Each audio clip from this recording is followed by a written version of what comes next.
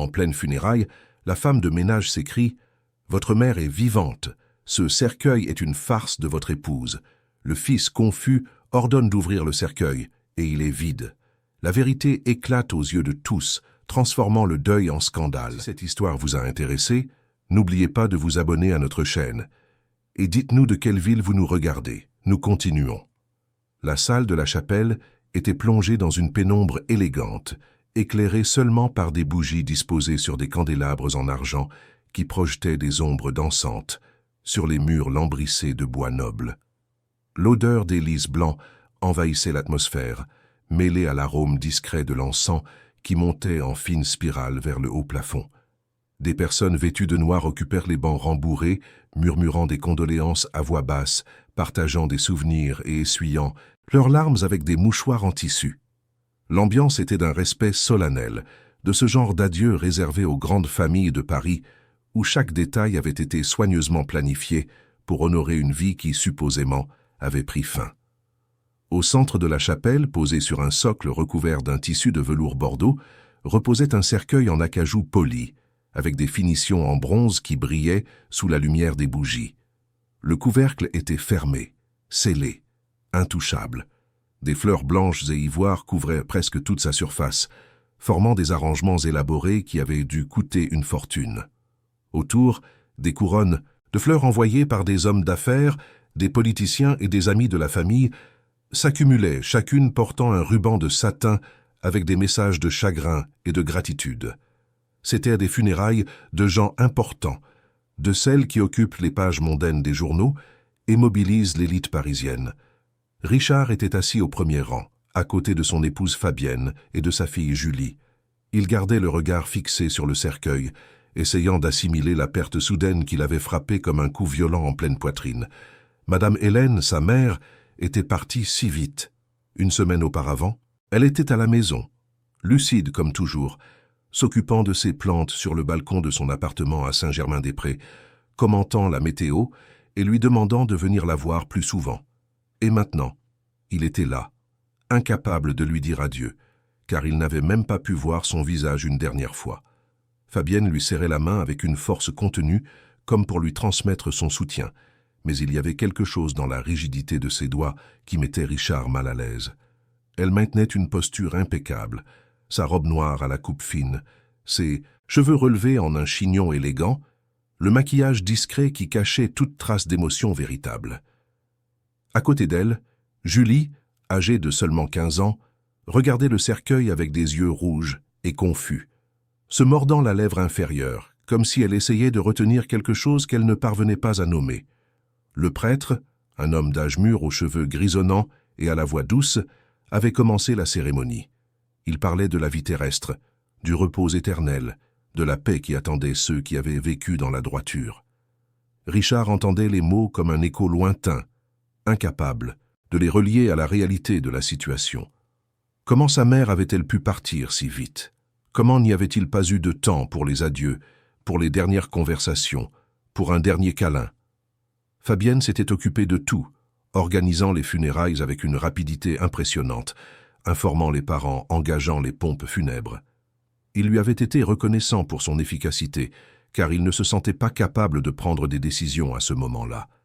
Mais maintenant, assis là, avec le cercueil fermé devant lui, Richard commençait à ressentir quelque chose d'étrange, un doute infime, presque imperceptible, qui grandissait lentement comme une tache d'encre sur du papier buvard. Pourquoi le cercueil était-il fermé? Fabienne avait expliqué que c'était un souhait exprimé par Madame Hélène, qui avait toujours été discrète et n'aurait pas voulu être exposée de cette manière. Mais sa mère ne lui en avait jamais parlé.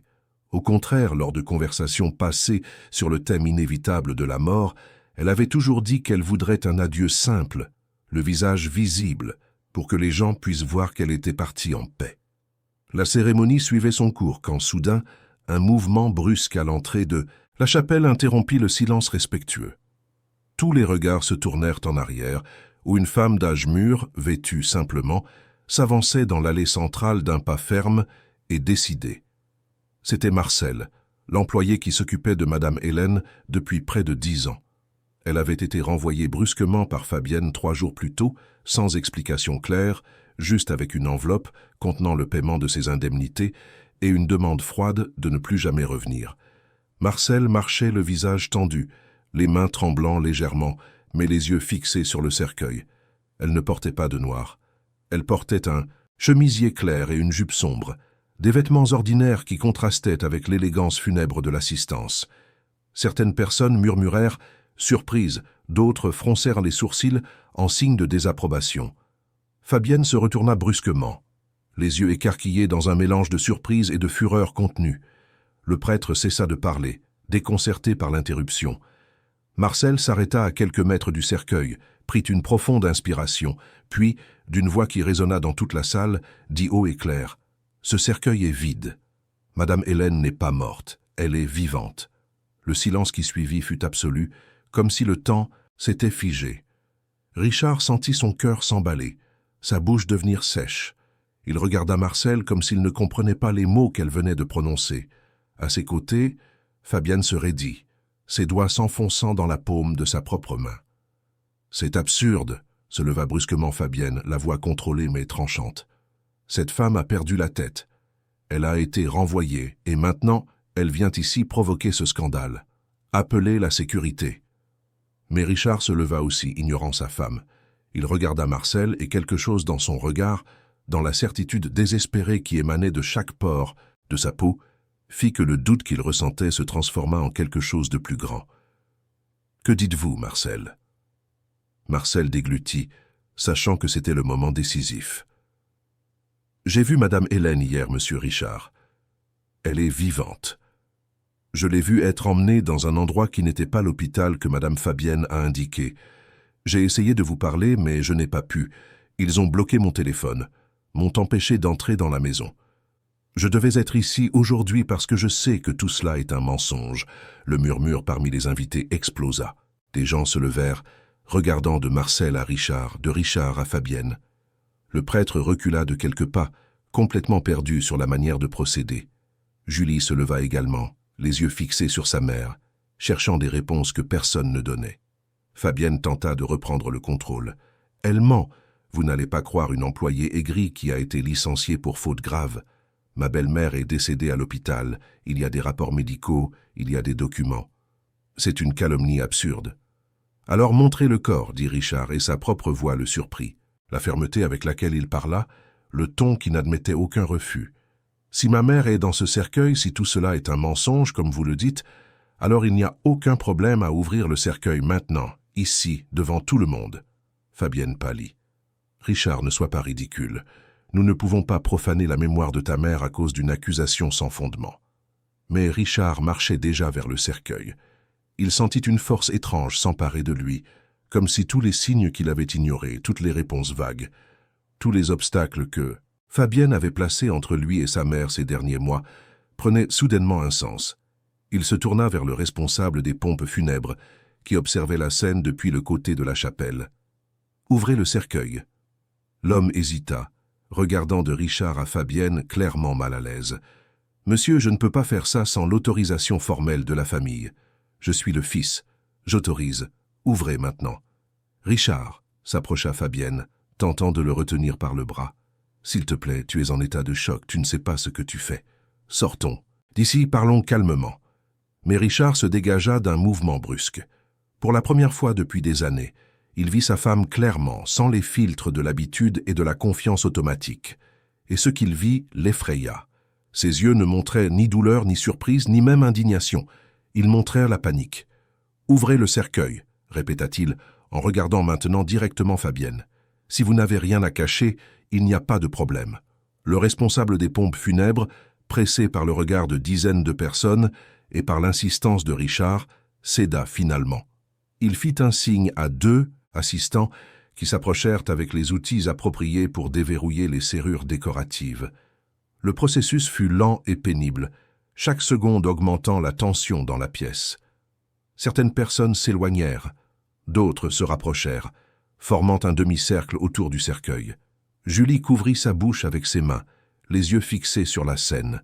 Marcel restait debout, ferme, même si elle tremblait intérieurement. Quand le couvercle fut enfin soulevé, le son du métal s'ouvrant résonna dans la chapelle comme un coup de tonnerre. Richard fit un pas en avant, le cœur battant si fort qu'il sentait son pouls dans ses tempes. Il regarda à l'intérieur du cercueil, et il n'y avait rien, juste la doublure de satin blanc, impeccable, intacte, aucun corps, aucune trace, aucune présence, juste le vide. Le silence fut remplacé par des exclamations de choc.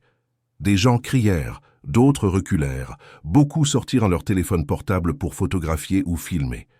Richard resta paralysé, incapable de traiter ce qu'il voyait. Ses jambes fléchirent, et il dut s'appuyer sur le bord du cercueil pour ne pas tomber. « Mon Dieu » murmura quelqu'un. « C'est vrai. Il n'y a personne. » Fabienne recula de quelques pas, le visage maintenant complètement blanc. Elle regarda autour d'elle, cherchant une issue, mais elle était cernée par des regards accusateurs. Julie s'approcha d'elle, la voix tremblante. « Maman, qu'est-ce qui se passe? Où est grand-mère » Fabienne ne répondit pas. Elle secoua simplement la tête, comme si elle refusait d'accepter ce qui se passait. Richard se tourna vers elle, les yeux rouges, la voix rauque. « Où est ma mère, Fabienne ?» Elle tenta de parler, mais aucun mot ne sortit. Marcel, qui était restée silencieuse jusqu'à ce moment, fit un pas en avant. « Je peux vous conduire à elle. Je sais où se trouve Madame Hélène. » Richard regarda Marcel, et pour la première fois depuis des jours, il sentit quelque chose qui n'était pas seulement de la douleur ou de la confusion. Il sentit de l'espoir, un espoir fragile, effrayant, mais réel. « Conduisez-moi à elle, maintenant. » Marcel acquiesça. Mais avant qu'il ne puisse sortir, Fabienne retrouva enfin sa voix, et ce qu'elle dit révéla le désespoir absolu qui s'emparait d'elle. « Vous ne comprenez pas, vous ne comprenez rien. Elle était sur mon chemin. Elle a toujours été sur mon chemin. Tout ce que nous avons construit, tout ce que nous avons planifié, elle le bloquait. Je devais faire quelque chose. » Le silence revint encore plus lourd. Richard regarda sa femme comme s'il la voyait pour la première fois, et c'était peut-être vraiment la première fois qu'il voyait qui elle était vraiment. « Qu'as-tu fait » demanda-t-il, la voix basse mais chargée d'une émotion qu'il ne parvenait pas à définir. Fabienne ne répondit pas. Elle tourna simplement le dos et tenta de sortir, mais quelques invités bloquèrent la sortie. Quelqu'un avait déjà appelé la police. Le prêtre, complètement perdu, murmurait des prières à voix basse, ne sachant comment réagir à ce chaos. Richard se tourna vers Marcel. « Emmenez-moi voir ma mère, s'il vous plaît. » Marcel hocha la tête et ensemble, ils commencèrent à sortir de la chapelle. Julie les suivit, ignorant les faibles protestations de sa mère. En marchant dans le couloir, Richard avait l'impression de se réveiller d'un long cauchemar, tout en entrant dans un autre encore plus sombre. Chaque pas qu'il faisait était un pas vers des vérités qu'il ne savait pas s'il était prêt à affronter. Marcel les guida jusqu'au parking, où ils montèrent dans la voiture de Richard.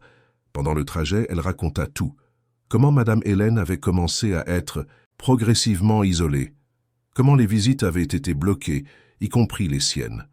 Comment, 3 jours plus tôt, elle était retournée à l'appartement pour chercher quelques affaires qu'elle avait oubliées et avait vu des hommes transporter sa patronne, qui semblait sous sédatif, jusqu'à une camionnette banalisée. Comment elle avait tenté d'intervenir et avait été menacée. Comment elle avait suivi la camionnette discrètement et découvert l'adresse d'une clinique privée en périphérie de la ville, un endroit discret, presque caché, qui ne semblait pas avoir d'enregistrement officiel. « Elle ne résistait pas, » dit Marcel, les larmes coulant enfin. « Elle était si faible, monsieur. Richard, si faible. Et personne n'a rien demandé. Personne n'a vérifié. Ils l'ont simplement emmenée. » Richard écoutait en silence, les mains serrées sur le volant, les yeux fixés sur la route. À ses côtés, Julie pleurait doucement, serrée contre elle-même. L'image de sa grand-mère, toujours si forte et présente, traitée de cette manière, était quelque chose qu'elle ne parvenait pas à assimiler.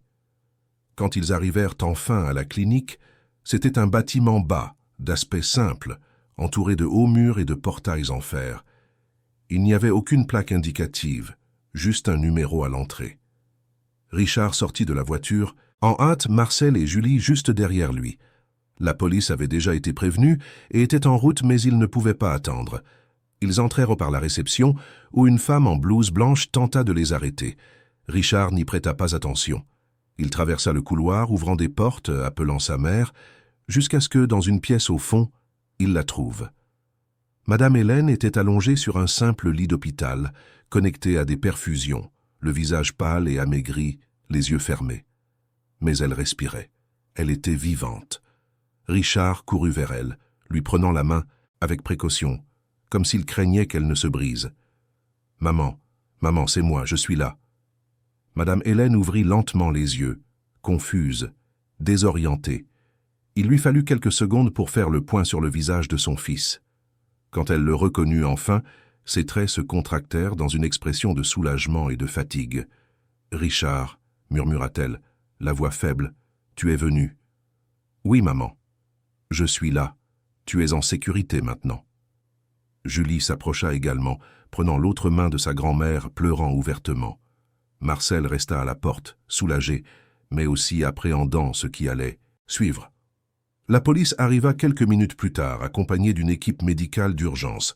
Madame Hélène fut immédiatement transférée dans un véritable hôpital où elle serait examinée et traitée correctement. Richard ne la quitta pas d'une seconde, comme s'il craignait que, s'il la perdait de vue, elle ne disparaisse à nouveau. Pendant ce temps, à la chapelle, Fabienne était interrogée. Elle avait tenté de rester ferme, niant tout, mais les preuves commençaient à s'accumuler. Le responsable des pompes funèbres, sous pression, admit avoir été payé pour fournir un cercueil vide. De faux documents furent trouvés. Des relevés bancaires montraient des virements suspects. Et ainsi, ce qui aurait dû être des funérailles silencieuses et respectueuses se transforma en début d'un scandale qui allait secouer non seulement la famille, mais toute la société parisienne. La nouvelle se répandit rapidement. Les journalistes commencèrent à s'agglutiner dans les hôpitaux, les commissariats, devant la porte de la chapelle. Les caméras capturaient chaque mouvement, chaque déclaration, chaque nouveau détail révélé. Richard, assis à côté de sa mère à l'hôpital, lui tenait la main pendant qu'elle dormait, enfin en sécurité. Il regardait son visage, les rides qui marquaient une vie longue et intense, et ressentait un mélange de colère, de culpabilité et de gratitude. Colère de ne pas avoir réalisé ce qui se passait, culpabilité d'avoir fait aveuglément confiance à Fabienne, gratitude envers Marcel, qui avait tout risqué pour sauver la femme qui l'avait accueillie tant d'années auparavant. Julie était assise de l'autre côté du lit, également en silence, essayant de digérer tout ce qui s'était passé au cours des dernières heures. Elle pensait à sa mère, à la personne qu'elle croyait connaître, et se demandait comment tout avait pu en arriver là. Comment quelqu'un pouvait-il faire quelque chose d'aussi cruel, d'aussi calculé, à un membre de sa propre famille? À l'extérieur de la chambre, Marcel parlait aux policiers, rapportant tout ce qu'elle savait, tout ce qu'elle avait vu. Elle était fatiguée, émotionnellement épuisée, mais ressentait aussi une étrange sensation de devoir accompli. Elle avait fait ce qui était juste, même en sachant que cela pourrait tout lui coûter. Alors que la nuit tombait sur Paris, les lumières de la ville commençant à s'allumer dans une constellation urbaine qui s'étendait à perte de vue. Une histoire qui aurait dû se terminer par des funérailles ne faisait que commencer. Et personne, ni Richard, ni Julie, ni Marcel, ni même Madame Hélène, n'imaginait jusqu'où cette vérité les mènerait. Quels secrets seraient encore révélés, et combien de douleurs et de transformations étaient encore à venir. Le cercueil vide dans la chapelle resterait un symbole de mensonge qui avait presque triomphé, symbole d'une vilenie silencieuse qui se cachait derrière des apparences impeccables, mais aussi symbole de courage, d'une employée qui avait refusé d'accepter l'injustice et d'un fils qui, même tardivement, avait choisi de croire en la vérité, aussi douloureuse soit-elle. Et tandis que Madame Hélène se reposait, enfin en paix et en sécurité, protégée par ceux qui tenaient vraiment à elle, la véritable bataille ne faisait que commencer. Le lendemain matin arriva avec une clarté aveuglante qui envahit la chambre d'hôpital où Madame Hélène restait internée. Richard avait passé toute la nuit là, assis dans un fauteuil inconfortable à côté du lit, observant chaque respiration de sa mère comme s'il craignait qu'elle ne puisse disparaître à nouveau. Ses yeux étaient rouges de fatigue, mais il ne parvenait pas à dormir. Chaque fois qu'il fermait les yeux, il voyait le cercueil vide, entendait les paroles de Fabienne, sentait le choc glacial de réaliser qu'il avait été trompé pendant si longtemps. Madame Hélène se réveilla lentement clignant des yeux contre la lumière du matin. Elle regarda autour d'elle, confuse un instant, jusqu'à ce que ses yeux rencontrent ceux de son fils. Un faible sourire apparut sur ses lèvres sèches. « Tu es encore là » dit-elle, la voix rauque mais réconfortée. Richard se leva immédiatement, s'approchant du lit. « Je suis là, maman, et je ne partirai pas. Je ne laisserai plus jamais quelque chose comme ça se produire. » Elle tendit la main et il la prit avec soin. Ses doigts s'étaient été froids, minces, mais la pression qu'elle exerça était réelle, vivante. « Je savais que tu viendrais, murmura-t-elle.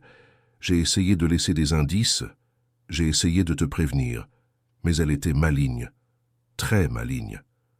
Ne parle pas maintenant, maman. Repose-toi. Les médecins ont dit que tu devais te rétablir. Mais Madame Hélène secoua légèrement la tête.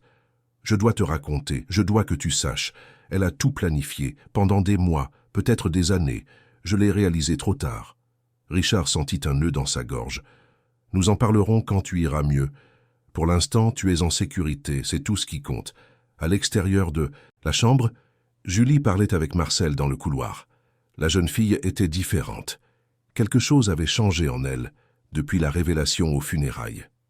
Elle regardait Marcel avec un mélange de gratitude et de curiosité, comme si elle voyait quelqu'un pour la première fois, quelqu'un qui avait toujours été là, mais n'avait jamais été vraiment remarqué. « Vous saviez depuis le début, n'est-ce pas ?» demanda Julie à voix basse. « Vous saviez que ma mère mentait. » Marcel soupira, s'appuyant contre le mur froid du couloir. « Je m'en doutais.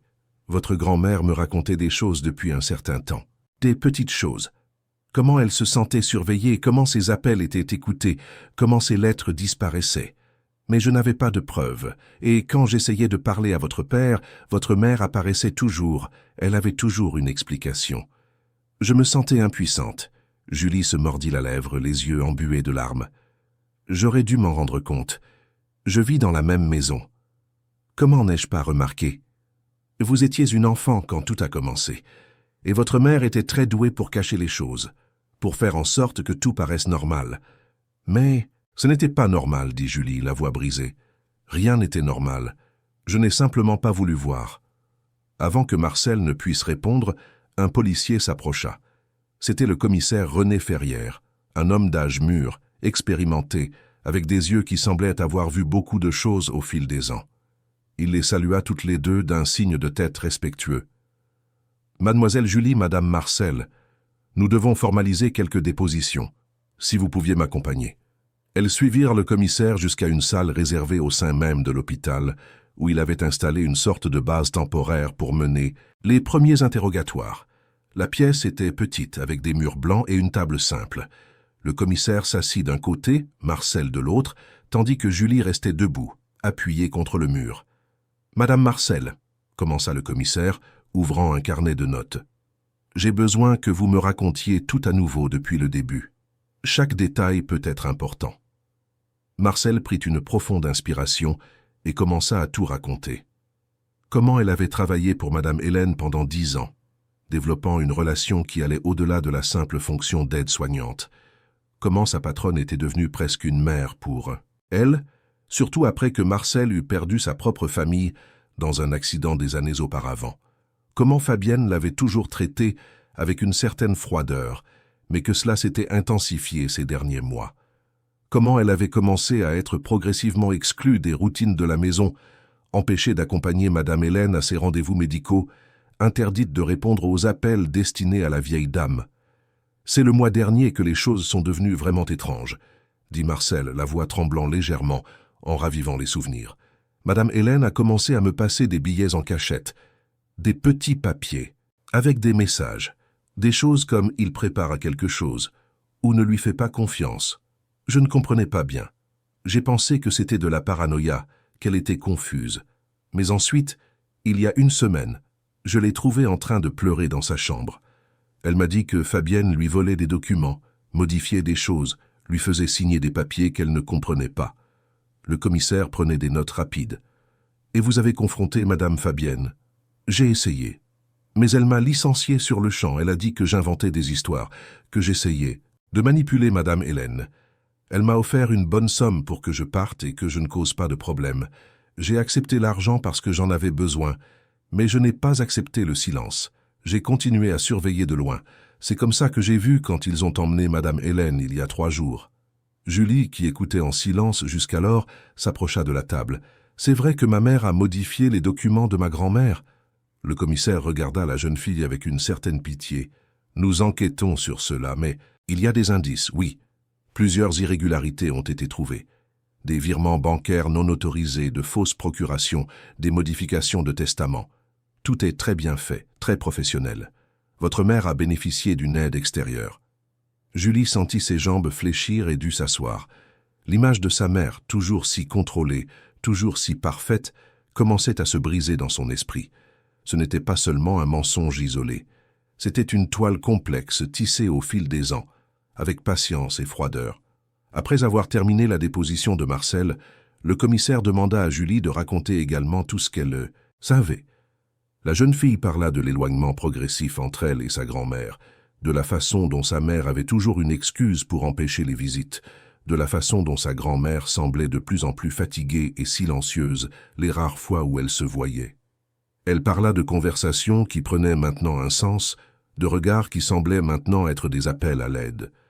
Pendant ce temps, dans une autre partie de la ville, Fabienne était interrogée dans un commissariat. Elle avait passé la nuit dans une cellule, toujours vêtue de sa tenue de deuil, les cheveux en désordre, le maquillage coulé. Mais même ainsi, elle gardait une posture rigide, presque provocante. Assise devant 2 enquêteurs, elle niait tout avec une fermeté calculée. « Je n'ai rien fait d'illégal. Ma belle-mère était malade, affaiblie. Je me suis occupé d'elle. J'ai pris des décisions difficiles, oui, mais toujours en pensant à son bien et à celui de la famille. » « Alors pourquoi le cercueil était-il vide, Madame Fabienne ?» demanda l'un des enquêteurs, le ton sec. Fabienne hésita une seconde, mais se reprit rapidement.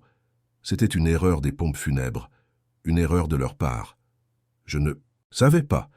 Vous avez engagé les pompes funèbres. Vous avez payé en espèces, selon les registres, et le responsable a déjà avoué qu'il a été payé un supplément pour fournir un cercueil vide sans poser de questions. Il ment. Ils mentent tous.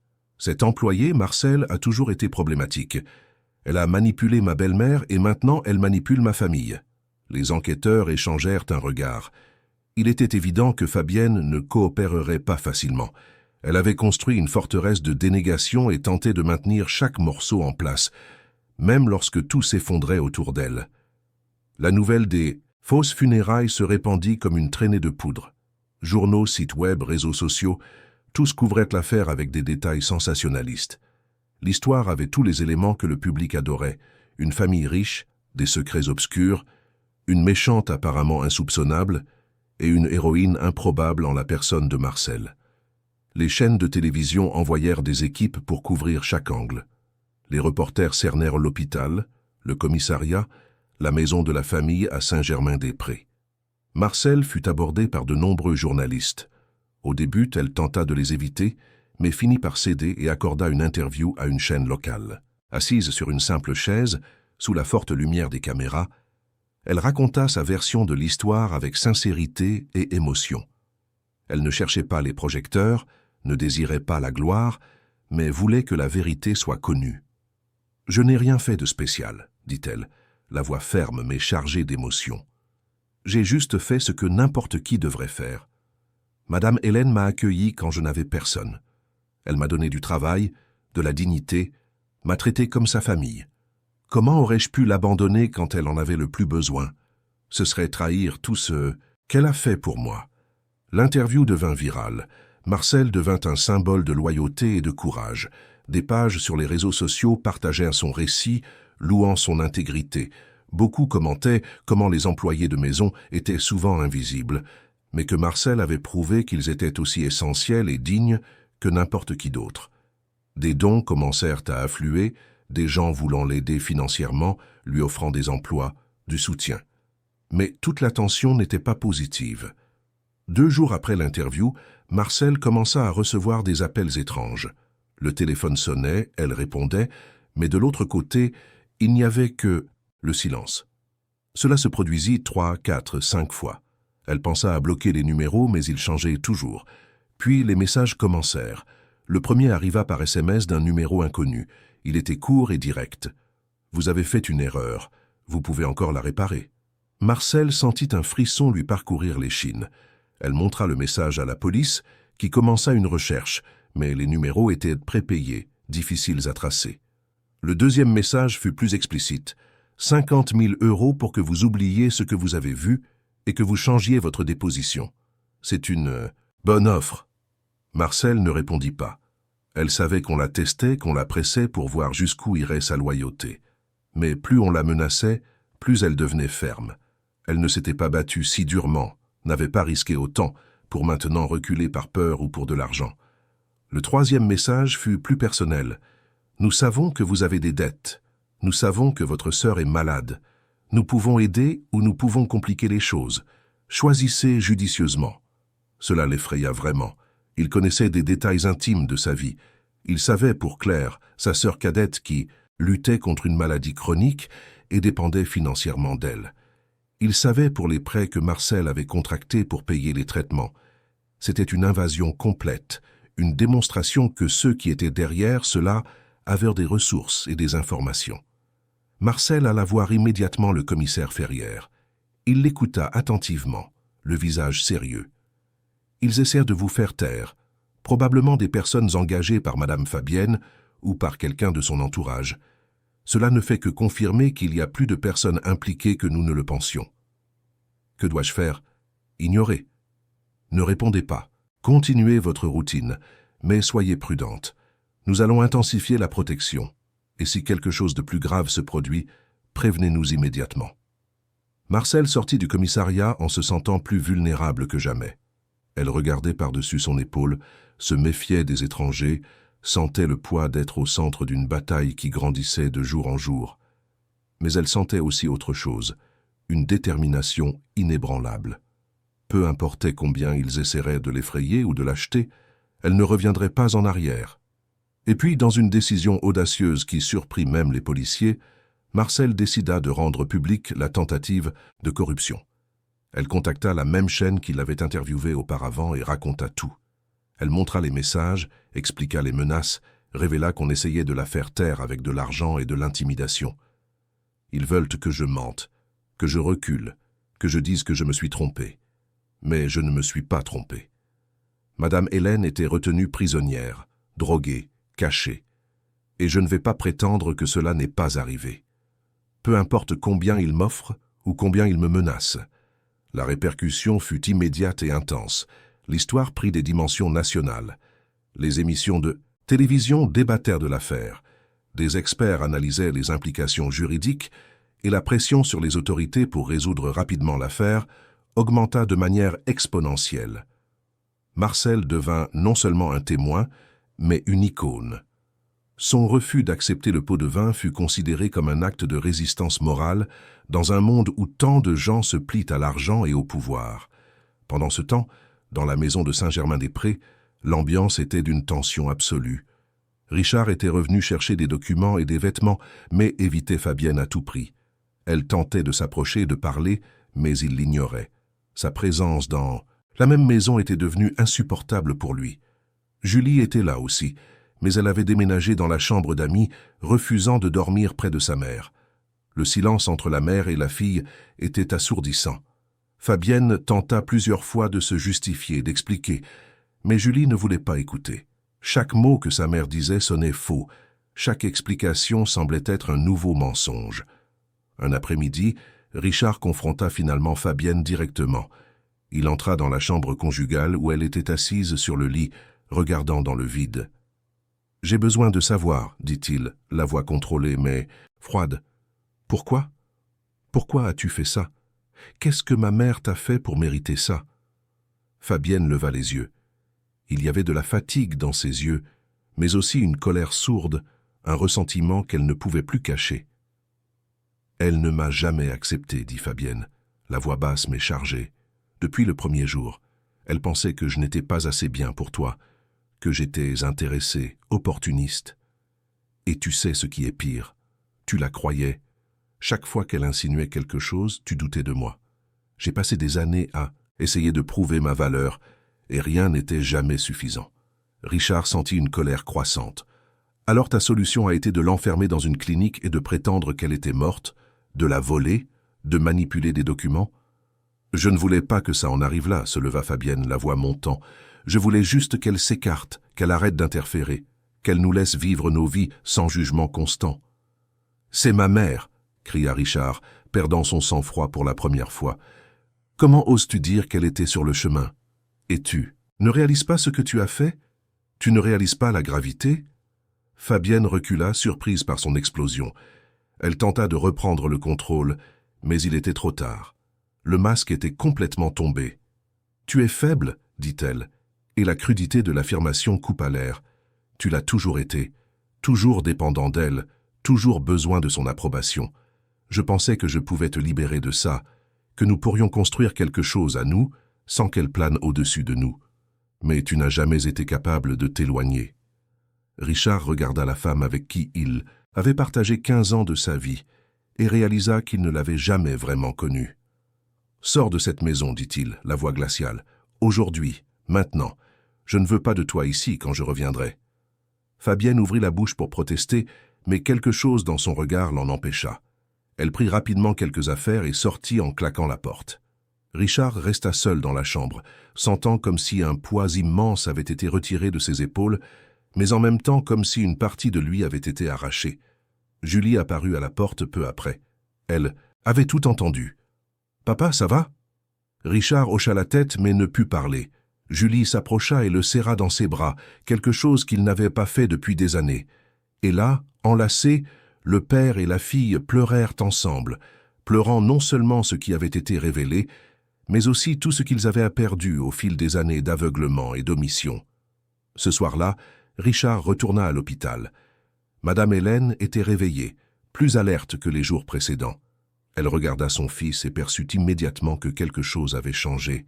« Tu l'as renvoyé, dit-elle, non pas comme une question mais comme une constatation. » Richard acquiesça.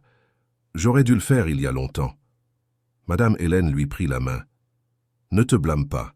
Elle était très douée pour cacher qui elle était vraiment. Même moi, j'ai mis du temps à m'en rendre compte. Maman, il y a une chose que je dois savoir. Tu as dit que tu avais laissé des indices, que tu avais essayé de me prévenir. Où sont ces indices ?» Madame Hélène sourit faiblement. « Dans des endroits que seul toi saurais où chercher, dans la maison, dans mes affaires. J'ai caché des papiers, des enregistrements, des copies de documents. J'ai pensé que si quelque chose m'arrivait, tu finirais par les trouver. » Richard sentit une nouvelle détermination grandir en lui. « Je vais tout trouver, maman. Je vais découvrir l'étendue de ce qu'elle a fait, et je vais m'assurer qu'elle paie pour ça. » Et ainsi, alors que la nuit avançait sur Paris, tandis que la ville continuait son rythme frénétique, indifférente aux drames personnels qui se déroulaient dans ses recoins, Richard savait que la bataille était loin d'être terminée. Les tentatives d'intimidation contre Marcel, la confrontation avec Fabienne, les révélations qui étaient encore à venir, tout cela n'était que le début. La vérité complète devait encore être déterrée, et il était déterminé à le faire, quel qu'en soit le coût. Le matin arriva gris sur Paris, avec des nuages lourds qui menacèrent de pleuvoir, mais ne se décidaient pas à se déverser. Richard était de retour à la maison de Saint-Germain-des-Prés, cette fois avec un but clair. Il devait trouver les indices que sa mère avait cachés, les preuves qu'elle avait mentionnées, les fragments de vérité qui aideraient à reconstituer le puzzle complet de la trahison qu'il avait subie. Marcel était avec lui ainsi que Julie qui avait insisté pour aider. La maison était silencieuse, presque fantomatique sans la présence de Fabienne. C'était comme si son absence avait aussi enlevé la vie à l'endroit, révélant à quel point ce foyer n'était devenu qu'une façade, une mise en scène de famille heureuse qui n'avait jamais vraiment existé. Tous les trois marchaient prudemment dans les pièces, comme s'ils craignaient de réveiller un esprit endormi. « Par où commençons-nous » demanda Julie, regardant autour du vaste salon avec ses meubles de designer coûteux et ses œuvres d'art soigneusement sélectionnées. Richard réfléchit un instant. Sa chambre, c'est là qu'elle passait le plus de temps. Si elle a caché quelque chose, ça doit être là. Ils montèrent les escaliers en silence et entrèrent dans la chambre de Madame Hélène. C'était un espace confortable, décoré de meubles anciens qu'elle avait apportés de la maison où elle avait vécu avec son défunt mari.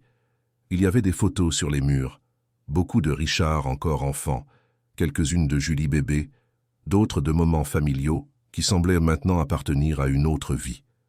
Le lit était fait comme s'il attendait que sa propriétaire revienne à tout moment. Marcel resta à la porte, hésitante. « J'ai l'impression de violer son intimité. » Richard se tourna vers elle. « Vous ne violez rien. Vous aidez. Ma mère vous fait confiance. Elle voudrait que vous soyez ici. » Ils commencèrent à chercher méthodiquement. Richard ouvrit les tiroirs de la commode, examinant chaque vêtement plié, chaque foulard, chaque objet personnel. Julie vérifia la bibliothèque, feuilletant chaque livre, cherchant des papiers cachés entre les pages. Marcel examina l'armoire, vérifiant les poches des manteaux et des robes suspendues. Ce fut Julie qui trouva le premier indice. Derrière une photographie encadrée sur la table, de chevet, il y avait une petite enveloppe collée avec du ruban adhésif. Elle la retira soigneusement et l'ouvrit. À l'intérieur, il y avait une feuille de papier avec l'écriture tremblante de Madame Hélène. C'était une liste de dates et de montants, des virements bancaires qu'elle n'avait pas autorisés, des documents qui avaient disparu de ses dossiers personnels.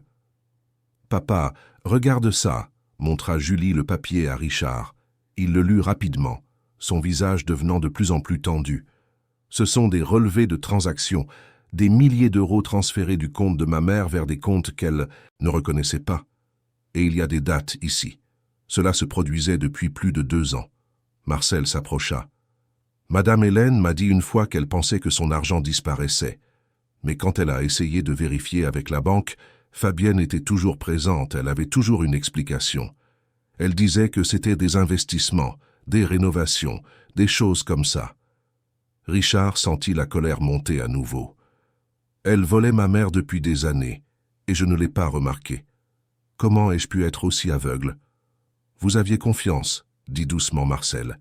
Il n'y a pas de crime à faire confiance à ceux que l'on aime, mais il y a un crime à être négligent, à ne pas prêter attention, à choisir de croire aux mensonges parce que c'était plus facile que d'affronter la vérité. Ils continuèrent à chercher et trouvèrent d'autres choses. À l'intérieur d'une vieille boîte à bijoux, cachée sous des colliers et des bracelets que Madame Hélène ne portait plus depuis des années, il y avait des documents. C'étaient des copies de procuration, certaines avec des signatures qui n'étaient clairement pas les siennes. Il y avait aussi des dossiers médicaux modifiés, des rapports indiquant une sénilité qu'elle n'avait pas, de faux avis psychiatriques la déclarant incapable de prendre des décisions. « C'est de la falsification », dit Richard, examinant les papiers. « Ce n'est pas seulement du vol, c'est de la fraude documentaire. Elle était en train de monter un dossier pour déclarer ma mère incapable, pour prendre le contrôle légal de tout. » Julie s'assit sur le bord du lit, pâle. « Pourquoi ferait-elle tout ça? Mon père a son propre argent. On vit bien. Pourquoi avoir besoin de l'argent de grand-mère ?» Richard soupira. « Il ne s'agit pas seulement d'argent, Julie. Il s'agit de contrôle, de pouvoir. Ta mère a toujours voulu tout commander, avoir le dernier mot dans toutes les décisions. Ma mère représentait un obstacle à cela. Tant qu'elle était là, lucide et présente, ta mère n'aurait jamais le contrôle absolu qu'elle désirait. Mais elle est allée trop loin, dit Marcel, si loin qu'il n'y a pas de retour possible. » Ils continuèrent la recherche, et Marcel trouva quelque chose qu'aucun d'eux n'attendait. Au fond de l'armoire, à l'intérieur d'une vieille boîte à chaussures, il y avait un petit enregistreur numérique. C'était un modèle ancien, mais fonctionnel. Marcel l'alluma, et la voix de Madame Hélène emplit la pièce. C'était un enregistrement récent, fait quelques jours seulement avant qu'elle ne soit emmenée. Dans l'enregistrement, Madame Hélène expliquait tout ce qu'elle savait, tout ce qu'elle avait découvert. Elle parlait de la façon dont Fabienne avait commencé à l'isoler, de la façon dont elle avait remarqué que des documents étaient modifiés, de la façon dont elle se sentait de plus en plus prisonnière dans sa propre maison.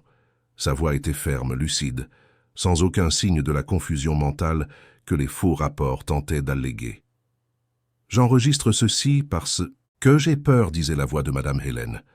Peur de ce dont elle est capable. J'ai essayé de parler à Richard, mais elle est toujours présente, elle interrompt toujours. J'ai essayé de sortir seule, mais on me surveille. Je sens que je perds le contrôle de ma propre vie. Si quelque chose m'arrive, si je disparais ou si on dit que j'ai perdu la raison, s'il vous plaît, écoutez cet enregistrement. Je suis lucide. Je sais ce qui se passe et j'ai besoin d'aide. Il y eut une pause dans l'enregistrement, comme si Madame Hélène avait hésité avant de continuer. Fabienne n'est pas celle que vous pensez qu'elle est. Elle est calculatrice, froide, capable de tout pour obtenir ce qu'elle veut.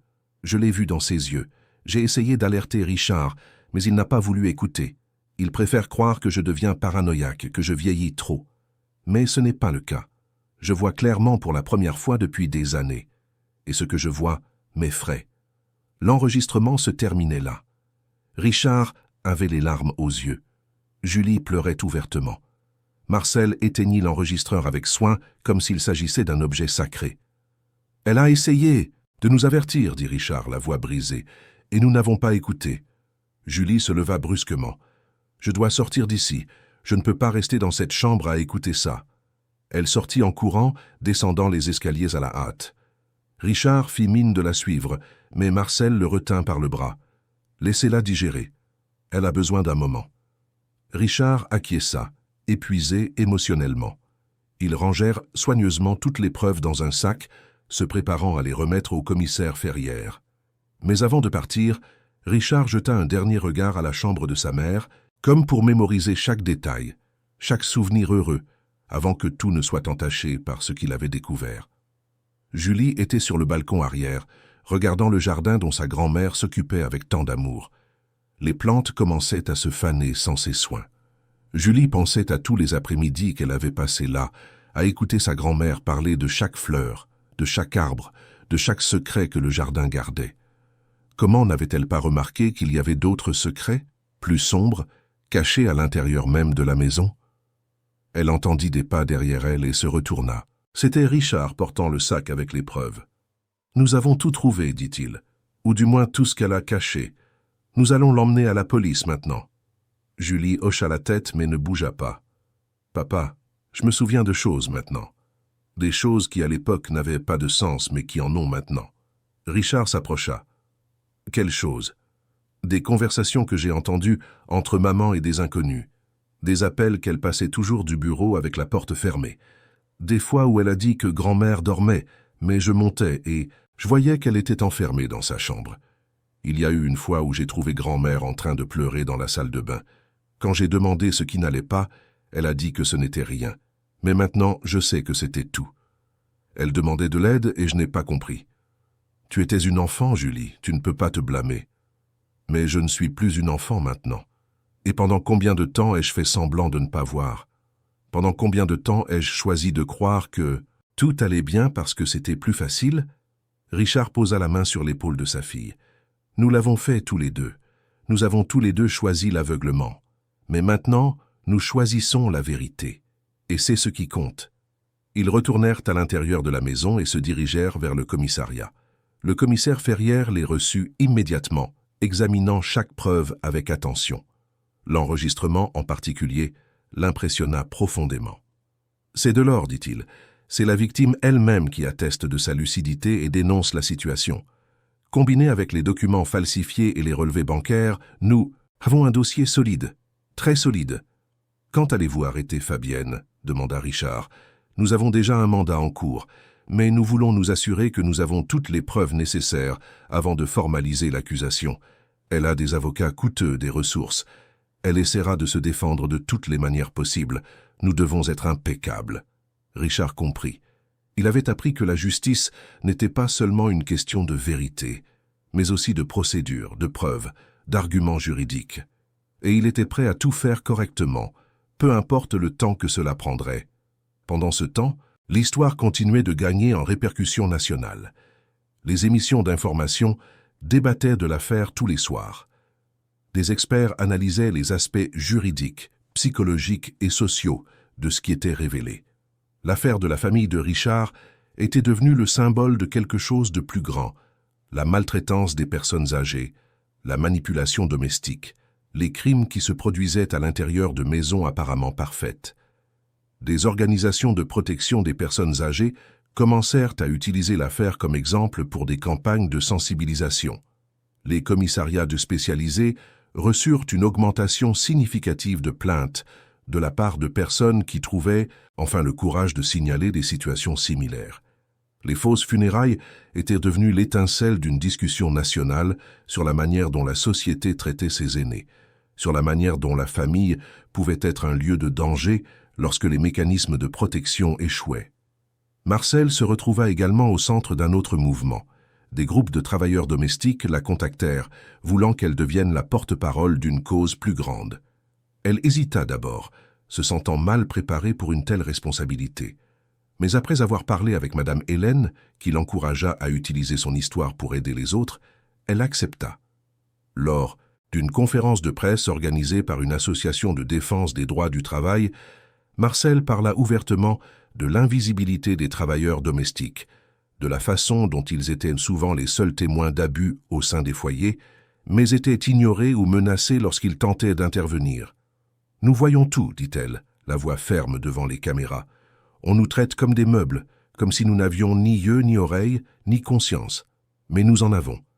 Et quand nous voyons quelque chose de mal, quand nous sommes témoins d'abus, nous avons le devoir moral d'agir, même lorsque cela nous coûte notre emploi, notre sécurité, voire notre liberté.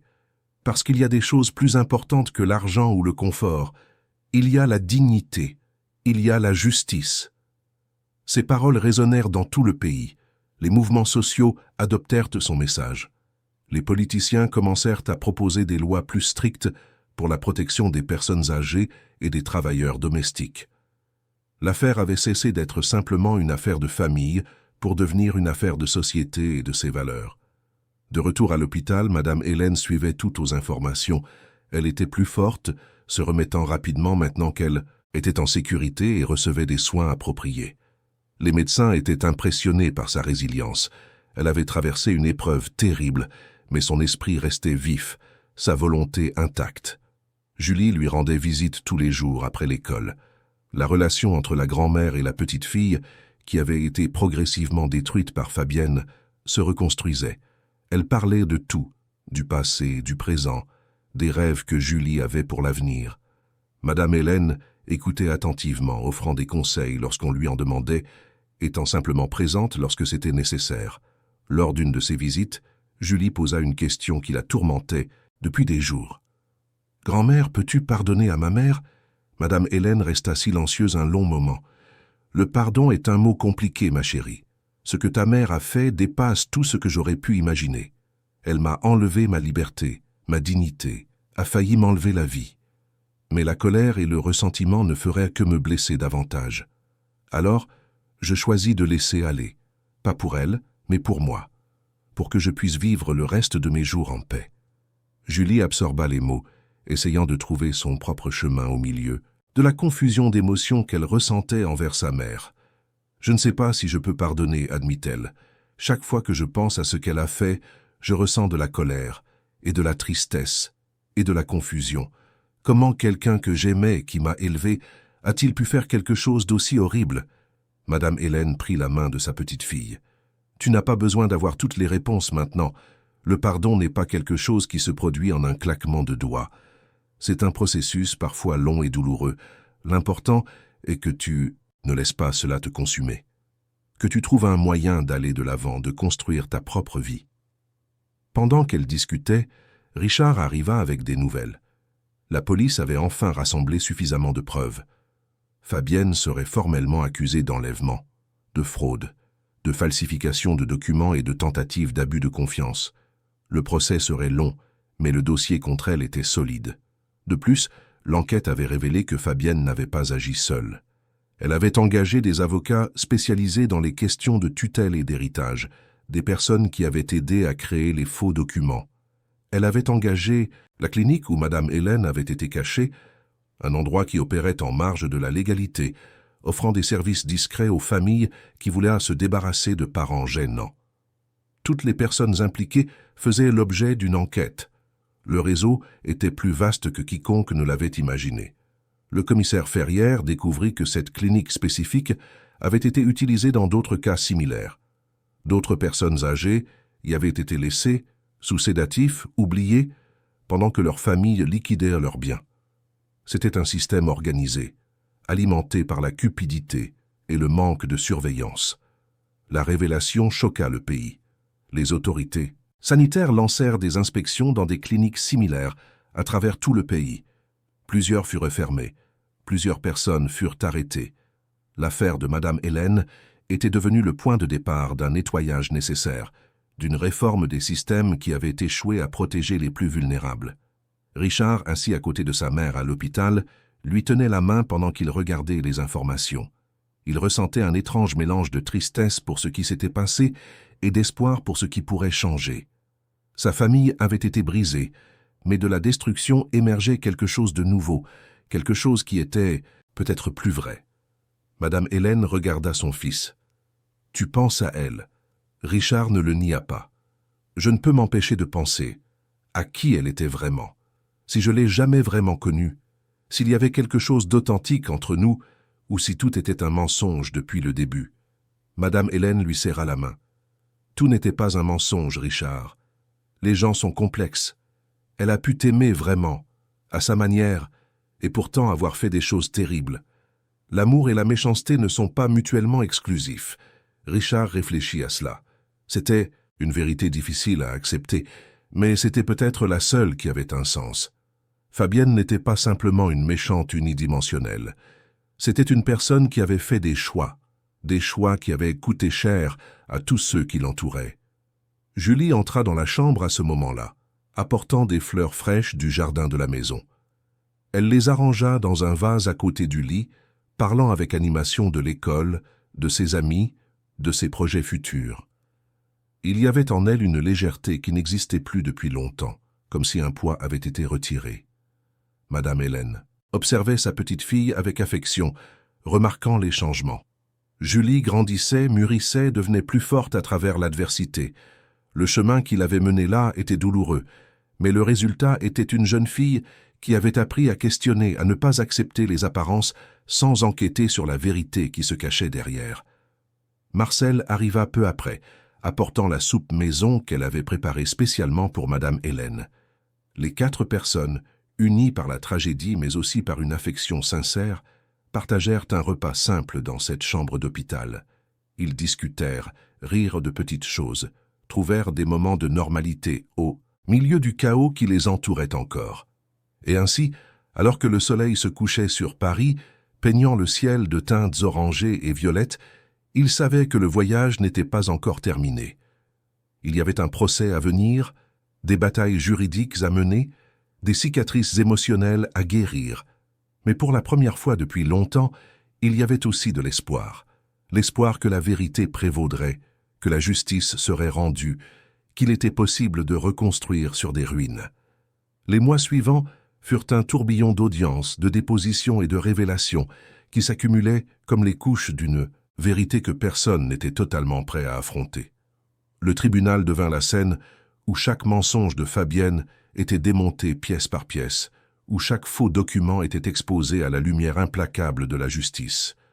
La salle était toujours comble, avec des journalistes occupant les premiers rangs, des gens ordinaires voulant assister à ce moment historique qui avait captivé l'attention de tout le pays. Fabienne arrivait à chaque audience impeccablement vêtue, maintenant une posture de dignité qui contrastait brutalement avec les crimes qui lui étaient imputés. Ses avocats, une équipe coûteuse et expérimentée, tentaient toutes les stratégies possibles. Ils alléguaient qu'elle avait agi sous le coup du stress, qu'elle avait été mal interprétée, que ses intentions étaient de protéger sa belle-mère et non de lui nuire. Mais les preuves étaient accablantes. Richard était présent à toutes les sessions, assis toujours à la même place, observant la femme avec qui il avait partagé 15 ans de sa vie être progressivement dépouillée de tous les masques qu'elle avait portés. Chaque déposition révélait une nouvelle couche de manipulation.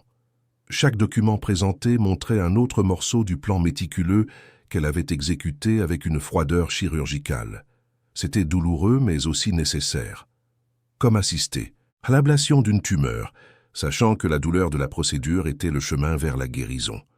Marcel témoigna également, racontant sa version des faits avec une sincérité qui toucha tout le monde dans la salle.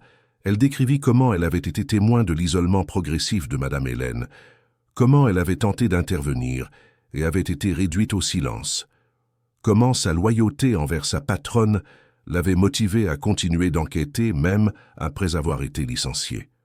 Lorsque l'avocat de la défense tenta de la discréditer, Suggérant qu'elle avait un intérêt financier dans l'affaire, Marcel répondit avec une fermeté qui fit taire la salle. « Mon intérêt est la justice. Madame Hélène m'a donné de la dignité quand je n'avais rien. Il n'y a pas d'argent qui puisse payer cela. Et si la protéger me coûtait tout ce que j'ai, je le referais sans hésiter. » Ces paroles résonnèrent dans la salle du tribunal, et de nombreux observateurs essuyèrent discrètement leurs larmes. Le juge, un homme d'âge mûr avec des décennies d'expérience, semblait impressionné par l'intégrité de cette femme simple qui était devenue le centre moral de tout ce drame. Julie dut également témoigner une expérience qui l'effrayait profondément. Elle dut parler de sa relation avec sa mère, de ce qu'elle avait observé au fil des ans, de ses propres manquements à percevoir ce qui se passait. Ce fut un moment d'énorme vulnérabilité, d'être là devant des étrangers, exposant les blessures les plus profondes de sa famille. Mais elle le fit avec un courage qui surprit même Richard. Lorsque l'avocat lui demanda si elle aimait toujours sa mère, Julie resta silencieuse un long moment. Toute la salle attendait sa réponse. « J'aime la personne que je pensais qu'elle était », dit finalement Julie, la voix tremblante mais ferme. « Mais cette personne n'existe pas. Peut-être n'a-t-elle jamais existé, et c'est la partie la plus difficile à accepter. Pas seulement ce qu'elle a fait, mais découvrir que la mère que je connaissais était une illusion. » Fabienne, qui avait jusqu'alors gardé une expression neutre, sembla ébranlée en entendant les paroles de sa fille. Ce fut le premier signe réel d'émotion qu'elle montra pendant tout le procès. Mais elle ne dit rien, baissa simplement les yeux, comme si elle comprenait enfin l'ampleur de ce qu'elle avait perdu. Le moment le plus marquant du procès survint, lorsque Madame Hélène monta à la barre des témoins. Elle s'était considérablement rétablie au cours des mois qui avaient suivi son sauvetage, bien qu'elle montrât encore des signes physiques de l'épreuve qu'elle avait subie. Mais son esprit était vif, sa voix ferme, sa présence imposant le respect. Elle parla des années qu'elle avait vécues avec Fabienne, de la façon dont elle avait tenté de donner à sa belle-fille le bénéfice du doute à plusieurs reprises, de la façon dont elle avait progressivement perçu les intentions réelles derrière les actions superficiellement gentilles. Elle décrivit la peur qu'elle avait ressentie lorsqu'elle avait commencé à être isolée, l'impuissance de voir sa liberté lui être retirée, morceau par morceau. Elle parla de la sédation forcée, de se réveiller dans cette clinique froide sans savoir où elle était, ni pour combien de temps elle y resterait. Mais ce qui marqua le plus tous les présents, ce fut lorsque le procureur lui demanda ce qu'elle ressentait maintenant à l'égard de Fabienne. Madame Hélène regarda directement sa belle-fille, et le silence dans la salle fut absolu. « J'ai de la pitié », dit-elle, et il n'y avait pas de colère dans sa voix, seulement une profonde tristesse. Pitié pour quelqu'un de si consumé par le besoin de contrôle qu'il était capable de détruire sa propre famille. Elle avait tout, une famille, la sécurité, l'amour, mais ce n'était pas suffisant. Elle voulait la domination absolue, et en essayant de tout contrôler, elle a tout perdu, y compris elle-même. Fabienne craqua finalement. Elle se couvrit le visage de ses mains, ses épaules tremblant. Mais ce n'étaient pas des larmes de repentir. Richard le percevait. C'étaient les larmes de quelqu'un qui comprenait enfin qu'il avait perdu la partie, que tous ses coups soigneusement planifiés s'étaient effondrés. Le procès dura des semaines, mais le verdict, lorsqu'il tomba enfin, ne surprit personne. Fabienne fut reconnue coupable de tous les crimes qui lui étaient reprochés. Enlèvement, fraude, falsification de documents, abus de confiance et association de malfaiteurs. La sentence fut lourde, des années de prison, en plus de l'obligation de restituer tout l'argent volé et de payer des indemnités.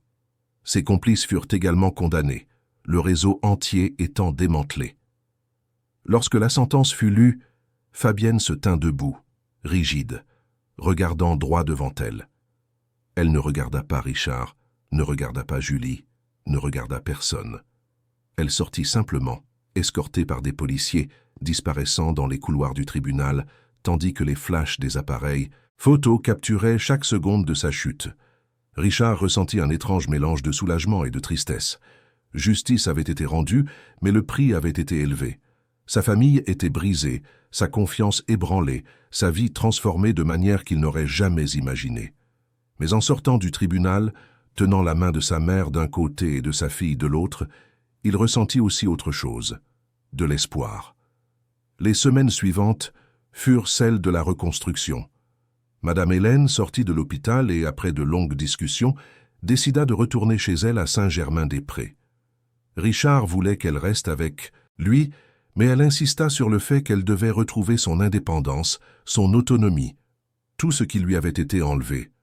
Elle y retourna, mais pas seule. Marcel, qui avait été officiellement réembauché et recevait maintenant un salaire juste et des conditions dignes, était toujours présente.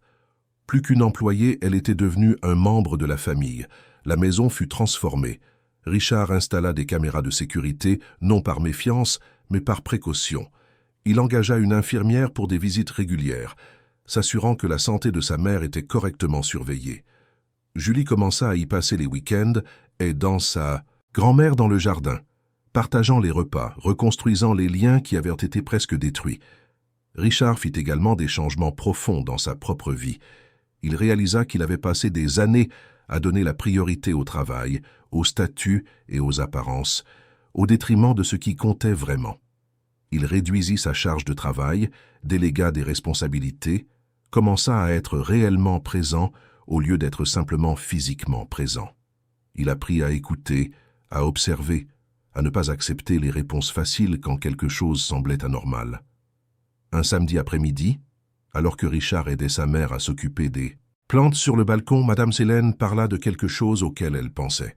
« Tu sais, Richard, aussi horrible que tout cela ait été, cela a aussi apporté quelque chose de bon. Cela nous a forcés à nous réveiller, à cesser de vivre en pilote automatique, à questionner, à valoriser, à être vraiment présents les uns pour les autres. » Richard acquiesça, arrosant un pot de géranium. « J'aurais juste aimé que ça n'ait pas coûté si cher. Toutes les leçons importantes coûtent cher. C'est ainsi que nous connaissons leur valeur. » Julie, qui écoutait depuis le salon, sortit sur le balcon. Elle avait visiblement changé au cours des derniers mois. Plus mature, plus sérieuse, mais aussi plus forte. Elle suivait une thérapie, travaillant pour digérer tout ce qui s'était passé, essayant de trouver son chemin au milieu des décombres émotionnels. « Grand-mère, dit-elle en s'asseyant à côté d'elle, je pensais à tout ce qui s'est passé, et j'ai réalisé que je veux en faire quelque chose. Je veux étudier le droit, travailler dans la protection des personnes âgées, pour que ce qui t'est arrivé n'arrive pas à d'autres personnes. » Madame Hélène sourit, les yeux brillants. « Cela me rendrait très fière, ma chérie. Très fière, en effet. » Richard regarda les deux femmes les plus importantes de sa vie et ressentit une profonde gratitude. Elles avaient survécu. Plus que cela, elles transformaient la douleur en but, le traumatisme en motivation pour aider les autres. Marcel apparut sur le balcon avec un plateau de café et de biscuits. Elle était devenue indispensable, non seulement comme aide-soignante, mais comme membre de la famille. Madame Hélène avait insisté pour qu'elle mange avec eux, qu'elle participe aux conversations, qu'elle soit traitée comme une égale. Et c'est ainsi que c'était. Alors qu'ils prenaient le café ensemble, discutant de banalités et de projets futurs, il y avait un sentiment de paix qui n'existait plus depuis longtemps.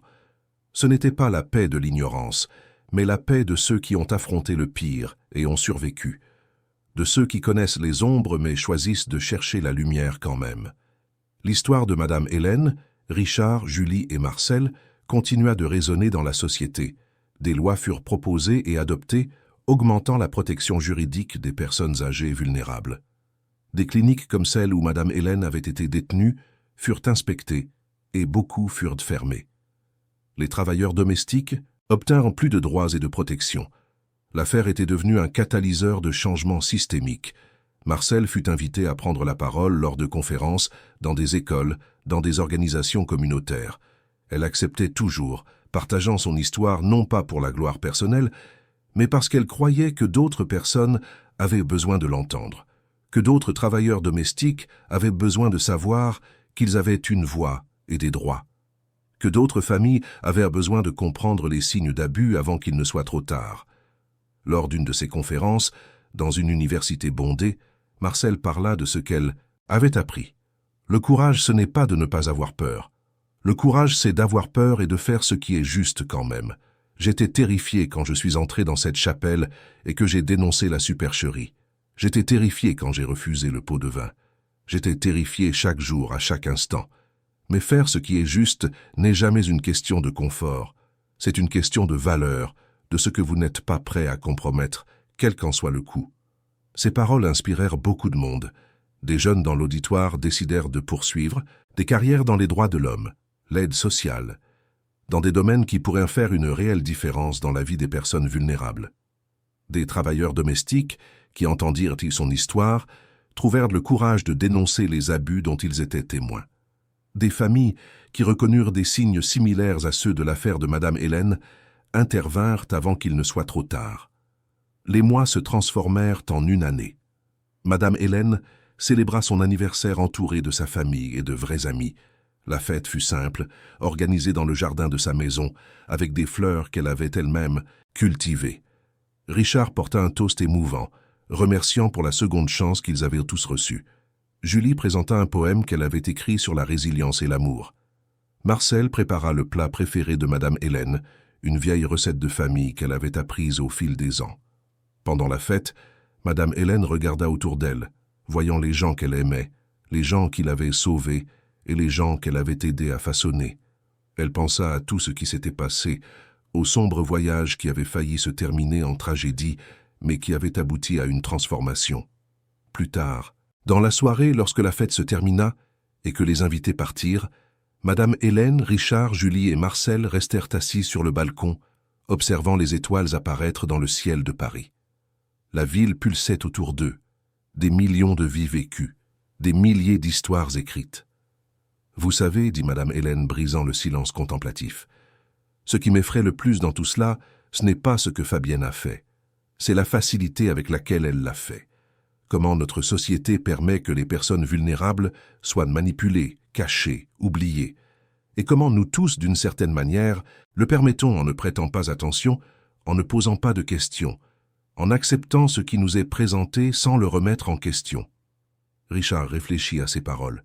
« Tu as raison, j'ai tout accepté, j'ai tout cru, parce que c'était plus facile, parce que faire confiance aveuglément demandait moins d'efforts que d'enquêter, de questionner, d'être vraiment attentif. Mais maintenant, nous sommes attentifs, dit Julie, et nous le serons toujours, et nous apprendrons aux autres à l'être aussi. Marcel ajouta, et nous nous souviendrons que tout le monde a de la valeur, que tout le monde a une voix, que tout le monde mérite d'être entendu. Peu importe qu'il soit riche ou pauvre, patron ou employé, jeune ou vieux. La dignité n'est pas quelque chose qui se négocie. Ils restèrent à nouveau silencieux, chacun absorbé dans ses propres pensées, mais unis par une compréhension commune. Ils avaient traversé le feu et en étaient sortis transformés. Les cicatrices resteraient, mais aussi la sagesse qui en découlait. Dans les jours qui suivirent, Richard prit une décision importante. Il créa une fondation au nom de sa mère dédiée à la protection des personnes âgées et au soutien des travailleurs domestiques. Il alloua une part importante de ses ressources pour financer le projet. Marcel fut invité à en être la directrice opérationnelle, utilisant son expérience pour façonner les programmes et s'assurer qu'il faisait vraiment une différence. Julie, bien qu'encore étudiante, s'impliqua activement, utilisant les réseaux sociaux pour amplifier le message et engager les jeunes dans la cause. La fondation commença modestement, mais grandit rapidement. Ils mirent en place des lignes d'assistance téléphonique pour les signalements, offrirent une aide juridique gratuite pour les cas d'abus, créèrent des programmes d'éducation pour les familles et les soignants. Chaque vie qu'ils touchaient, chaque situation qu'ils aidaient à résoudre, était une victoire contre le type de mal qui avait failli détruire leur propre famille. Fabienne purgeait sa peine dans un centre pénitentiaire. Richard ne lui rendait pas visite, mais Julie y alla une fois, près d'1 an après le jugement. Ce fut une conversation difficile, pleine de silences inconfortables et de questions sans réponse satisfaisantes. Fabienne tenta de se justifier, mais ses paroles sonnaient creux. Julie en sortit non pas avec le pardon, mais avec un sentiment de clôture. Elle comprit que sa mère était humaine, faillible, capable de choix terribles, et qu'elle, Julie, n'avait pas à porter le poids de ses choix. Le jardin de Madame Hélène fleurit comme jamais auparavant. Les plantes qui s'étaient fanées pendant son absence poussaient maintenant luxuriantes, colorées, vibrantes. Elle y passait des heures, s'occupant de chacune, leur parlant comme à de vieilles amies. C'était sa forme de méditation, de guérison, de connexion avec quelque chose de plus grand que le traumatisme qu'elle avait subi. Un après-midi particulièrement beau, avec le soleil filtrant à travers les feuilles des arbres, créant des motifs de lumière et d'ombre sur le sol, Madame Hélène était dans le jardin lorsque Marcel la rejoignit. « Tu sais, Marcel, dit Madame Hélène, arrachant les mauvaises herbes autour d'un parterre de roses, j'ai passé beaucoup de temps à penser au mal, à la façon dont de bonnes personnes peuvent faire de mauvaises choses, à la façon dont le mal n'est pas toujours évident et strident. Parfois, il est silencieux, calculé, caché derrière des sourires et de bonnes manières. » Marcel acquiesça, les dents avec les mauvaises herbes. C'est effrayant d'y penser. Mais j'ai aussi pensé au bien, à la façon dont toi, une personne qui n'avait aucune obligation légale envers moi, a tout risqué, à la façon dont mon fils, même aveugle pendant si longtemps, a finalement ouvert les yeux, à la façon dont ma petite fille a trouvé une force là où elle ne savait pas qu'elle existait. Le bien est aussi silencieux parfois, mais il est plus puissant, parce qu'il est basé sur quelque chose de réel, de durable. Elles travaillèrent ensemble en silence pendant un moment, deux femmes de génération et d'origines différentes, unies par une expérience partagée de survie et de transformation. Quand le soleil commença à se coucher, peignant le ciel de teintes orangées et roses, Richard et Julie arrivèrent. Ils dînèrent ensemble sur le balcon, un repas simple préparé par Marcel, partageant les histoires de la journée, riant de petites choses, trouvant de la joie dans les moments ordinaires qui étaient autrefois tenus pour acquis.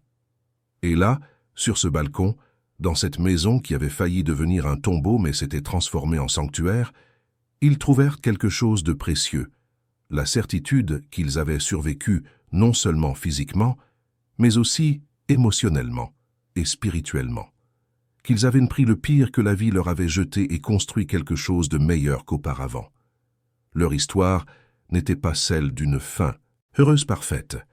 C'était celle de personnes imparfaites, confrontées à des situations impossibles et choisissant de faire ce qui était juste, même quand c'était difficile. C'était sur l'importance d'être présent, de prêter attention, de valoriser ceux que nous aimons avant qu'il ne soit trop tard.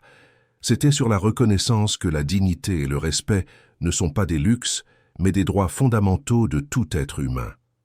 Et tandis que la nuit tombait sur Paris, tandis que des millions de lumières s'allumaient, formant une constellation urbaine qui s'étendait jusqu'à l'horizon, ces quatre personnes savaient qu'elles avaient affronté les ténèbres et en étaient sorties avec leur propre lumière. Une lumière qu'elles partagèrent maintenant avec d'autres, éclairant les chemins de ceux qui marchaient encore dans l'ombre. Le voyage avait été douloureux, mais nécessaire. Les fausses funérailles qui avaient failli détruire une famille finirent par être le début d'une transformation qui toucha d'innombrables vies. Et à la fin, ils comprirent qu'il faut parfois que tout s'effondre pour que nous puissions reconstruire quelque chose de vrai, de fort, de digne d'être préservé. Fin de l'histoire. Chers auditeurs, nous espérons que l'histoire de Madame Hélène, Richard, Julie et Marcel vous a profondément touché.